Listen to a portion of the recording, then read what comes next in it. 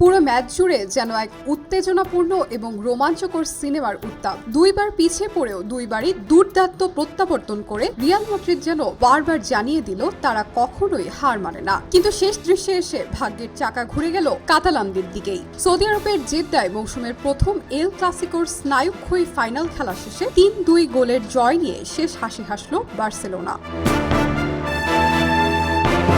খেলা শুরুর ৩৬ মিনিটে প্রথম ঝড় তোলে বার্সা। ফিরমিন লোপেজের নিখুঁত অ্যাসিস্টে বল জালে জড়িয়ে দেন ব্রাজিলিয়ান তারকা রাফিনহা। গ্যালারিতে তখন নীল লাল উচ্ছ্বাস। তবে বিরতির ঠিক আগ মুহূর্তেই দৃশ্যপট বদলে দেন ভিনিসিয়াস জুনিয়র।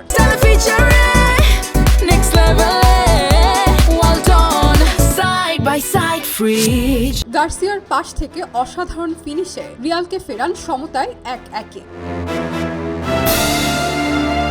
নাটক এখানেই থামেনি। যোগ করা সময় চতুর্থ মিনিটে পেদ্রির পাশে গোল করে আবারও বার্সাকে এগিয়ে দেন রবার্ট লেভানডোভস্কি। মনে হচ্ছিল প্রথমার্ধেই ম্যাচের মোড় ঘুরে গেছে, কিন্তু ঠিক তখনই চমক। বিরতির বাঁশি বাজার আগ মুহূর্তেই গঞ্জালো গার্সিয়ার গোলে ফের সমতায় ফেরে রিয়াল। ২-২ গোলের সমতায় প্রথমার্ধ শেষ হয় রুদ্ধশ্বাস উত্তেজনায়।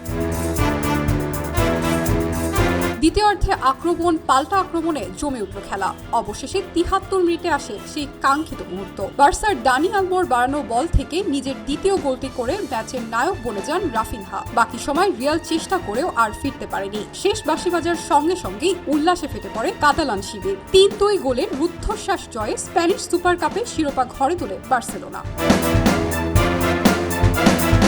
এই জয়ের মধ্য দিয়ে ইতিহাসে নিজেদের আধিপত্য আবারও পোক্ত করল কাতালান জায়ান্টরা। রেকর্ড ১৬তম বারের মতো স্প্যানিশ সুপার কাপ উঁচিয়ে ধরল বার্সেলোনা। আর তাতেই উত্তেজনার পারদে ঠাসা এল ক্লাসিকোর আরেকটি স্মরণীয় অধ্যায় হয়ে রইল জেদ্দার এই ফাইনাল। এলো খবরের কাগজ, নিখাত, নির্ভীক, নিরপেক্ষ।